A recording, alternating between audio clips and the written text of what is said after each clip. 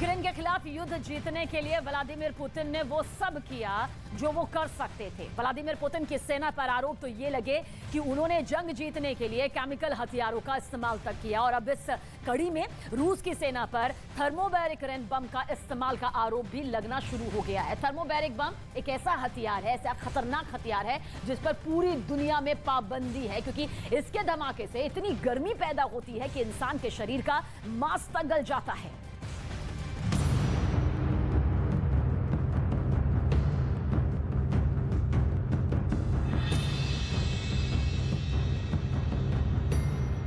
पहली नजर में इस वीडियो को देखने पर लगता है मानो जैसे आसमान में आतिशबाजी हुई और रंग बिखेरती हुई आतिशबाजी जमीन पर आकर रिमझिम तारों में तब्दील हो गई।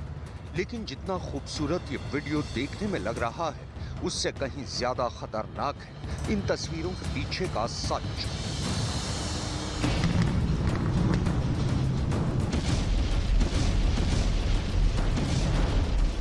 यूक्रेन की जंग से आए इस वीडियो को लेकर दावा किया जा रहा है कि ये वीडियो रूस के सबसे खतरनाक बम के धमाके की है, वो बम जिसे दुनिया थर्माइट रेन बम के नाम से जानती है।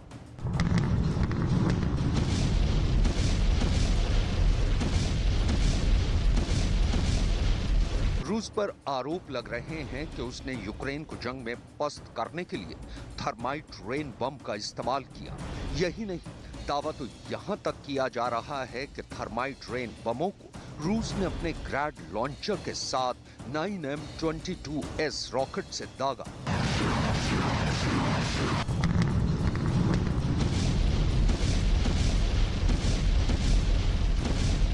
थर्माइट बम के दावे वाले इस वीडियो को यूक्रेन के कई पत्रकारों ने ट्वीट किया। एक यूक्रेनी पत्रकार ने इसे ट्वीट कर लिखा, थर्माइट जैसी युद्ध सामग्री का इस्तेमाल रूस ने किया। कल्पना कीजिए इसके बाद के क्या हालात रहे होंगे। अपने नाम की तरह थर्माइट रेन बम ब्लास्ट होने के बाद आसमान से बारिश जैसा प्रभाव छोड़ता है, लेकिन बारिश की बूंदों की जगह इससे ऐसे केमिकल निकलते हैं जो इंसान की हड्डी तक गला दे। थर्माइट बम को बनाने में मेटल पाउडर और मेटल ऑक्साइड का इस्तेमाल होता है। इस बम के इस्तेमाल से इंसान के शरीर का मांस पिघल जाता है और हड्डियां जल जाती हैं, क्योंकि थर्माइट बम के धमाके के बाद इलाके में 2400 डिग्री सेंटीग्रेड का तापमान पैदा होता है। सोचिए, लोहे को पिघलाने के लिए करीब 1538 डिग्री सेंटीग्रेड तापमान की जरूरत पड़ती है, जबकि थर्माइट बम के धमाके के बाद इससे करीब 1.5 गुना से भी ज्यादा गर्मी पैदा होती है, जिसमें इंसान का बचना तो दूर, इंसानी शरीर का साबुत बचना भी मुश्किल हो जाता है।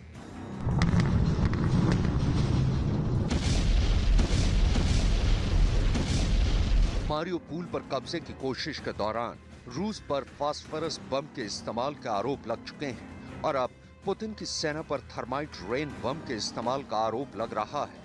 हालांकि थर्माइट बम का इस्तेमाल अंतर्राष्ट्रीय कानून के तहत युद्ध अपराध माना जाता है। जेनेवा कन्वेंशन के तहत थर्माइट बम को काफी पहले ही बैन किया जा चुका है।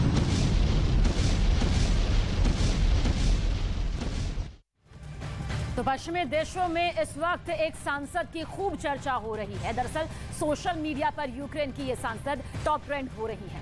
पुतिन के खिलाफ बंदूक उठाने वाली सांसद का सबसे ताजा बयान क्या है और लोग इस सांसद के जज्बे को सलाम आखिर क्यों कर रहे हैं, इस रिपोर्ट के जरिए आप देखें।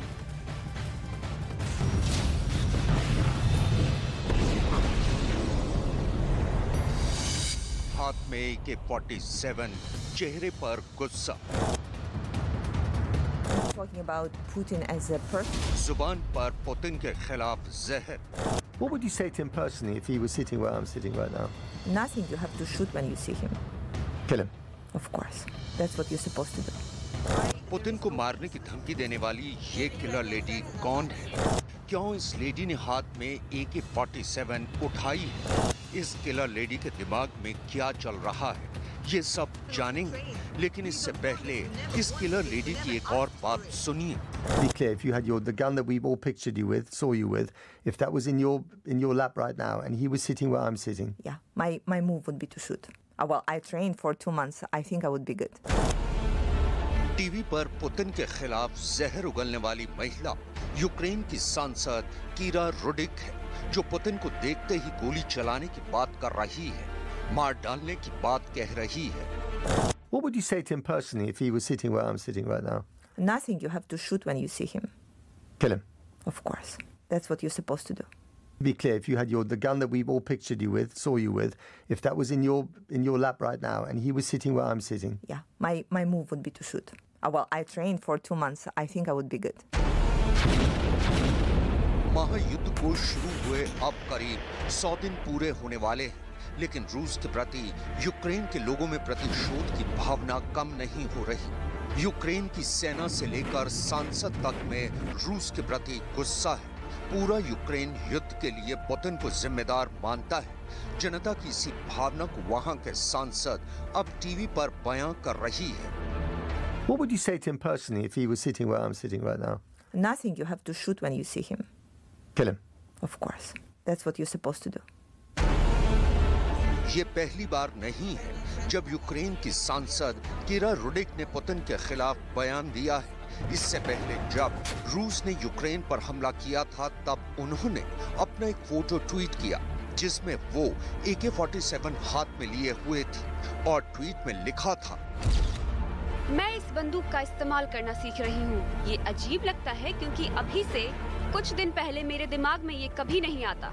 हमारी महिलाएं हमारे पुरुषों की तरह इस मिट्टी की रक्षा करेंगी। यूक्रेन की सेना आज अगर रूस को टक्कर दे रही है तो इसके पीछे ऐसी ही महिलाओं का जोश है, जिन्हें अपनी सेना पर भरोसा है, जिन्हें खुद पर विश्वास है। जब तक उनकी सांस चलेगी, यूक्रेन रूस के सामने नहीं झुकेगा।